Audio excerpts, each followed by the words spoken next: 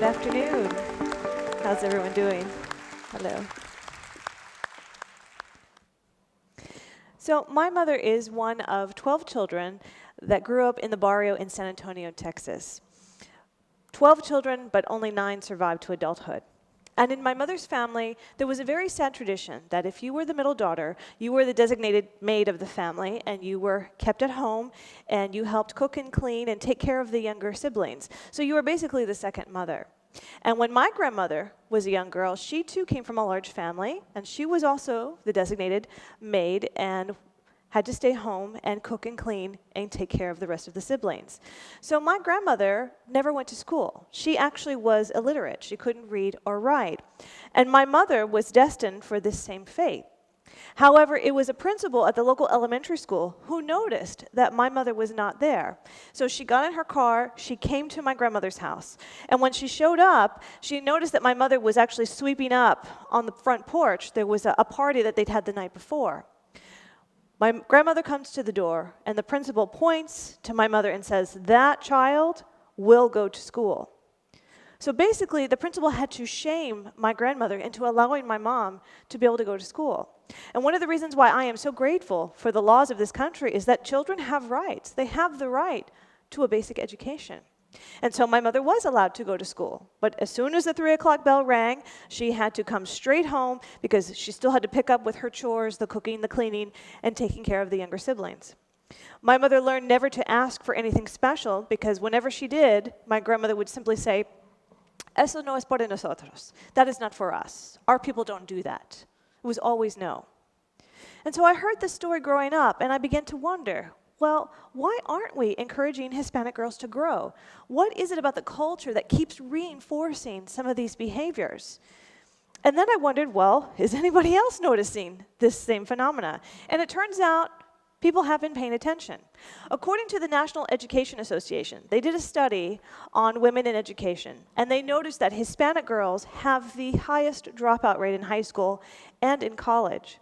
And they even give reasons as to why this happens. One of the reasons they give is that it is a very macho culture, and so there are these stereotypes that reinforce that women are supposed to be submissive, subservient, be in motherly type of roles. Another thing they noticed is that a lot of the Hispanic girls often have to take care of younger siblings, have to help them get ready for school and make sure they're fed and dressed. If somebody is sick, of course, somebody has to stay home and take care of the sick child. So that leads to lots of absenteeism in school, which then leads for them to drop out and not finish. They also noticed that many Hispanic girls do not get involved in after-school activities, and they don't get involved in sports. So there's no real connection to the school. And then the fourth thing they noticed is a very high teen pregnancy rate. And the girls are coming to high school pregnant, and the high schools are just kind of forcing them out the door. So they're not continuing on further in their education. Well, okay, that answered some of my questions, but then I still wondered, is there something else? So what I want to share with you are some of my observations, some things that I've noticed that might also be contributing to why the girls are not encouraged to grow. One of the things I noticed is the concept of the Quinceanera. Some of you may know what this is. The best way to describe it is it's like a big Sweet 16 party, but this happens when you turn 15. It's a big, elaborate event. There's usually some kind of mass or some kind of church ceremony. If you don't have that, then you at least invite the local priest to at least bless the event. After the ceremony, you have your big party, and you have 14 of your closest friends that are part of your attendance, and you are presented with your última muñeca, the last doll that you will have as a child. And usually there is a father-daughter dance, and he will present his daughter with her first pair of high heels, symbolizing that she is now no longer a child, she is now a woman. And so if you'll see in some of these images here, this is from one of the local magazines here in Dallas that you can pick up at any Hispanic grocery store. Traditionally, these used to be all white dresses, but now they're becoming much more elaborate, colorful, all kinds of themes. Well, Juliet Alvarez who is one of my favorite authors, wrote a nonfiction work about this phenomena of quinceañeras. They are just increasing each year. And what she did is she followed around several families and how they went through this process of having a quinceañera. And she, too, noticed some interesting phenomena. One of the things she noticed is that a quinceañera today rivals the cost of an average wedding. That families go deep into debt just to pay for the quinceañera. They're taking out second mortgages on their homes. They ask every family member to contribute something in some way, shape, or form. Some families start saving as early as the moment that the child is born. So they're spending all of this money. The other thing that she noticed is that she would ask the grandmothers and the mothers, she would ask them, okay, well, tell me about your quinceañera. Was it this elaborate? What was your dress like? How was your party? And the majority of the time, they would look at her and say, no, I never had a quince. The town that I grew up in, only the wealthy families had a quinceañera. So there's this interesting phenomena of immigrants coming to this country, bringing a tradition with them that they'd never even participated in. But in many Latin American countries, quinceañeras are done in the wealthiest societies. These are like coming out parties, like cotillions. So what we're seeing is kind of this keeping up with the Joneses kind of phenomena. You've come to this country, you've started from nothing, and you have built something significant. Of course you want to shower your daughter, you want to give her everything, the best of everything. Well, the other thing that she also noticed is that soon after a quinceañera, I wouldn't say every girl, but a large percentage of the girls after the quinceañera are getting pregnant. Well, think about what this message implies to girls.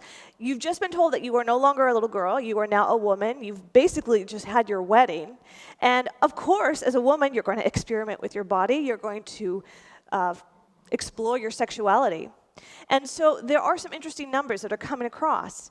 According to the CDC, this is teen pregnancy rates. Even though they have been on the decline, Hispanic girls still make up the highest percentage of teenage pregnancies. And in 2012, they did a study, and out of 1,000 births, 46.3% of those girls that got pregnant were Hispanic. Out of the same group, 20.5% of the girls that got pregnant were white. But the pregnancies and the quinceañeras still don't explain everything. So I continued to investigate further. And what I came up with are what I call Hispanic archetypes. These are characteristics which are still kind of embedded culturally within, that we're still very much being affected by. So I want to share 4 of these archetypes with you.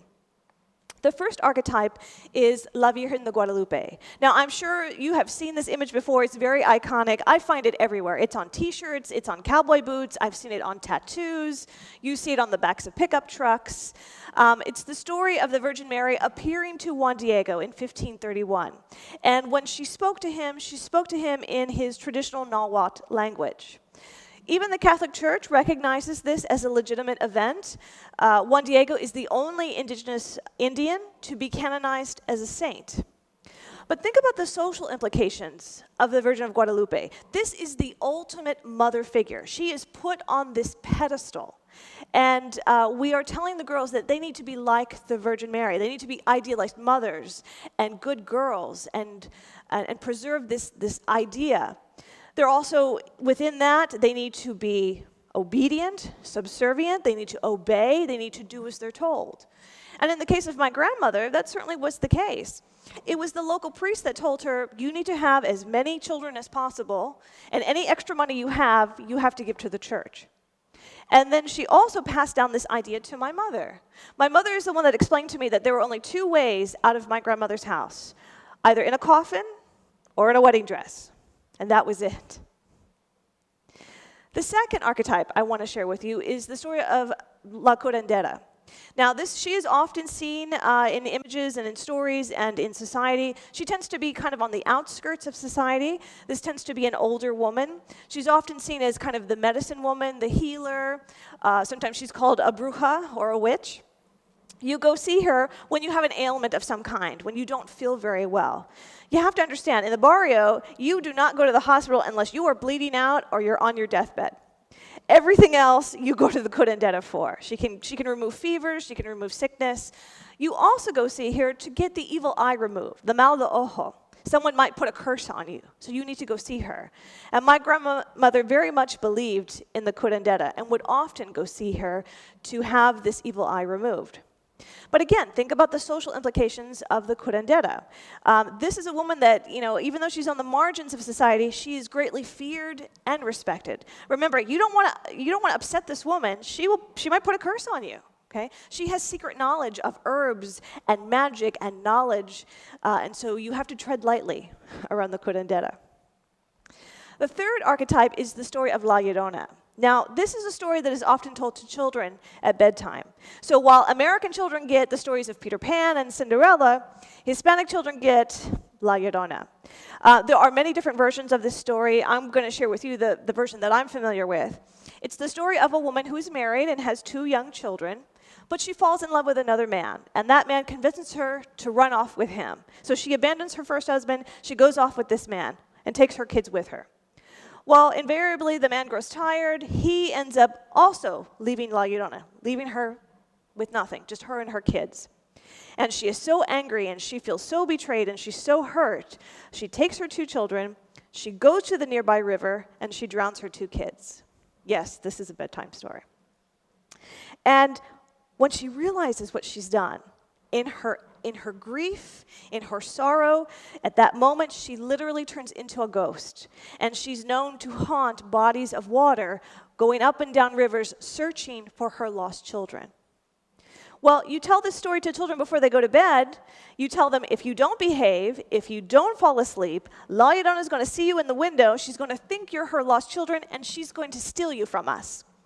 Good night. I mean, yeah, that's a lot to take as a child.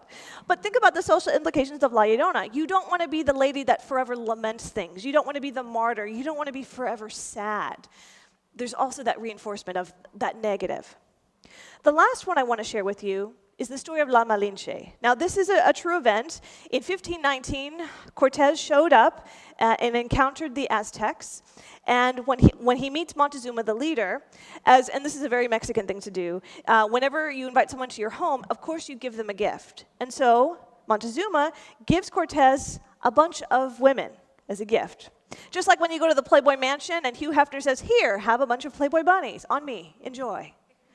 And so La Malinche, known as Doña Marina at the time, she was a captured Indian princess. She was part of that group of women that was given to Cortez as a gift. But unlike the other women, she actually had a gift for languages. She spoke many of the different Indian dialects of the local tribes. And so she quickly learned Spanish. And so she ends up becoming the translator between Cortez and Montezuma. Well, invariably, her and Cortez become lovers. And at night, when they're having their pillow talk, she's telling him the secrets of the Aztec culture. She's telling him the stories of the gods and the goddesses. And unfortunately, Mexican history is not very kind to La Malinche. In fact, she's kind of blamed for the downfall of the Aztecs because she dared to speak the secrets. She dared to give a little bit of knowledge that gave Cortez just enough to find a way into the culture and ultimately destroy it. At one point, Cortez even pretends to be a god that has returned. And so she's blamed for all of that. It was my father that explained to me that you never want to call a woman in today's society a Malinche. Tú es una Malinche. That is an insult. What you're telling her is you're a betrayer, you're a manipulator, you tell secrets, you spread lies, you're up to no good. This is the girl, by the way, in high school that stole your boyfriend. You know this girl, right? Or you've seen her in the clubs. She takes your man. Yes, you don't ever want to be a Malinche. So think about those 4 archetypes, and can you understand how, as Hispanic women, we are getting so many mixed messages? We're told, on the one hand, to be idealized mothers, and pure, and virginal, but be obedient and obey, but don't have too much knowledge, and don't share too many secrets, and don't betray people. That's a lot of different things that we're having to face. So I've decided that I am going to reclaim the word Malinche. We need a 21st century definition of this word. And so, to me, a modern-day Malinche is a woman who is highly intelligent, fiercely independent, and puts education ahead of anything else. And yes, we still have the ability to steal your man, but we won't because we know better, and we have a better sense of self-worth. We don't need your man. So I also thought about how those 4 archetypes affected my grandmother and my mother. Remember I told you how my mother was finally allowed to go to school. And so when she went, she learned how to read. And oh my goodness, she discovered the love of books. She loved stories. She could escape her reality. In fact, her favorite story was Cinderella. And the thing she loved to do the most was to come home, find a little corner in the house, and just sit there quietly and read with her book. And every time that my grandmother caught my mother reading, she would beat her. And I don't mean smacking her across the face. I mean that my grandmother would take this thick, heavy belt and would just beat the living tar out of her, just for the simple act of reading. What kind of parent does that? Why would you take that one little joy from this child? It took me a long time to understand and to forgive my grandmother for that. But you have to look at it from her perspective. My grandmother was illiterate. She couldn't read or write. And in my grandmother's world, there is no time to read a book. There is cooking to do. There is ironing to finish. There's chores to do. We've got to make the tortillas because when Grandpa comes home at 5 o'clock, dinner better be on the table, ready to go.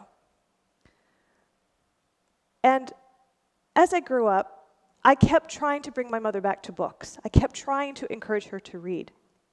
And every time I tried, she would just look at me and shake her head and said, no. They literally beat out the love of learning from me. And to this day, my mother does not read books for pleasure. But despite all that happened to my mother, she is a very smart woman. And when she got married and had her own children, especially when she had a daughter, she looked at me and she said, I am not going to do to my daughter what was done to me. And in that one moment of consciousness, she forever broke a generational pattern and changed the trajectory of my life. So I grew up in a household where I was encouraged to have an education. I remember I was never denied the right to have a book. I was always told yes to books. Yes to dance lessons, yes to piano lessons, violin lessons, marching band. Anything having to do with education, it was yes. The only time she ever said no to me was when I started dating. But then I don't blame her because she was fearful that I would put boys ahead of my education. She wanted me to finish my high school degree. She wanted me to go on to college. So that I understand. It took some time, but now I understand. Well, so this is an image of my parents. This is their wedding day in 1960. This is both sets of grandparents. My maternal grandmother is on the far right. And if you'll notice, around her eyes, there's always this tinge of sadness. It's a happy occasion, and she has this sadness. And I've noticed in just about every photograph I have of my grandmother, there's always that sadness. We have to learn to change this conversation for our girls. We have to stop telling them, no, eso no es para nosotros. That is not for us. Our people don't do that. Our people don't go to college. Our people don't read books. We have to become tangible role models.